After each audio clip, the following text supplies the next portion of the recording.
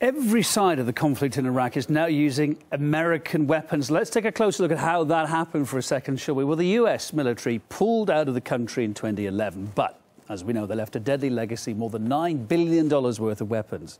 Much of this American firepower was captured by Islamic State fighters sweeping into northern Iraq from Syria, where they had already got hold of US weapons that Washington had already supplied to those anti-Assad forces.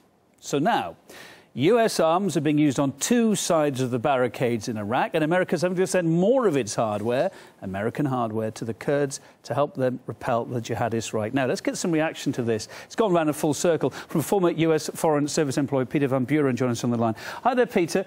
We'll talk about this big twist, this big turn that these weapons are doing. It's American weapons fighting American weapons, certainly, in a minute. But first of all, Mary Harf from the US State Department has been speaking just in the last few minutes. She had something to say about what she thinks is the cause of all this. She's blaming Syria and Assad. Let's listen. ISIS started really gaining strength in Syria when Assad, facilitated their rise, helped facilitate their movement into Iraq, and gave them a security environment in which they could operate. Prime Minister Maliki has been fighting a very serious battle against them in his own country. Yes, he could have governed more inclusively, but that's very different than allowing a terrorist group to flourish and indeed supporting them. Mary, you're saying he facilitated their movement from Syria to Iraq. I mean, did he provide them with truck and transportation? I don't have more specifics for you than that. So you don't think that the Syrian regime was actually fighting ISIL in Syria? Look, I know that they supported their rise and they helped facilitate them into Iraq. I know that. So as to say, when you want to hear more specifics, they've often never got it. But what do you think about this theory that it's been Assad that's been basically planting the seed for ISIS to grow here, the Islamic State, rather? I think this just shows the desperation of the State Department in particular and the U.S. government in general to try to paint this picture as something other than America's mistakes. ISIS, until very recently, was part of a broad Sunni group in Syria that was being supplied by the United States and was and still is being funded by American allies in Saudi and Kuwait and other Sunni states. Blaming Assad for all this is absolutely beyond my understanding how an intelligent person can even say that.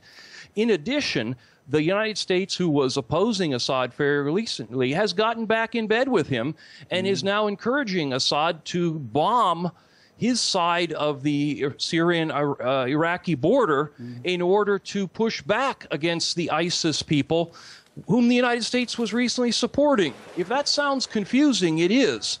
But any attempt by the State Department to sort of paint this as an Assad problem or a problem caused by Assad is simply beyond belief. Well, maybe that's why I was to say the specifics weren't forthcoming there for a minute anyway. But taking this more seriously, the US has been ruling out boots on the ground, most certainly, but it wasn't that long ago they're ruling out airstrikes. What would it take now, if this goes further, to bring boots back onto the ground in Iraq, do you think? Well, what we've got here is the classic slippery slope. This is how bigger wars start. You begin with a few advisors, and of course we already have 300 combat troops, mostly special forces, already in Iraq. I'm certain their boots don't physically touch the ground. I'm certain they step over things. But the point is there's 300 people on the ground already. You've then escalated to airstrikes. Some of those airstrikes are claimed to protect the 300 people on the ground. Well, you pretty soon then have to move towards protecting the aircraft that fly overhead. You've got to have search and rescue in position. And at the point where ISIS, or perhaps Maliki's own militia in Baghdad, physically threaten the American embassy or the American consulate in Erbil, it's very difficult to see how you can defend those facilities without boots on the ground.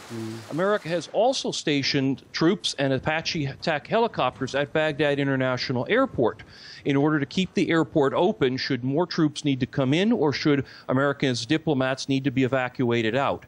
It's difficult, again, to imagine defending that airport without combat troops in action on the ground. We saw this in Vietnam. We're watching it play out today and in I wonder whether the comments from the Pentagon as well already, and what they've been 5 or maybe a bit more than that airstrikes, but they're already saying it's not been successful. And I wonder if that's a prelude to boots on the ground as well, when you're hearing that kind of message coming from the Pentagon. And, of course, on top of this now, they're talking about arming the Kurds to carry out the dirty work.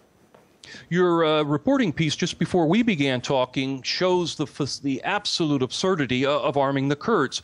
American weapons that we supplied to Iraq and to ISIS are being turned against us now. It's very difficult to imagine how weapons given to the Kurds will not somehow end up in the wrong hands.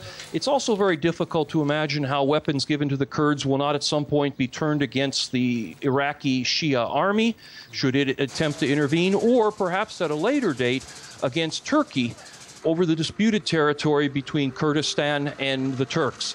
The idea of introducing more weapons into a battlefield to actually make things better is, again, I'm sorry, bordering on absurd. The only people happy here are the American arms merchants. American weapons are being used to destroy other American weapons. If you're selling those weapons, that's called good business. Live from New York, former U.S. Foreign Service employee Mark Van Buren, thank you for your thoughts.